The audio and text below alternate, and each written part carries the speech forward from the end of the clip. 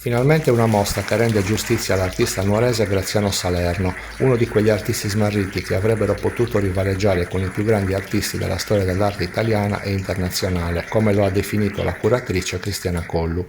È stata inaugurata ieri, 19 dicembre 2024, alla Fondazione di Sardegna di Cagliari, la retrospettiva Senza poesia in nessun caso, esposte circa 200 opere tra acquerelli e disegni risalenti alla seconda metà degli anni Ottanta e in gran parte realizzati a Parigi.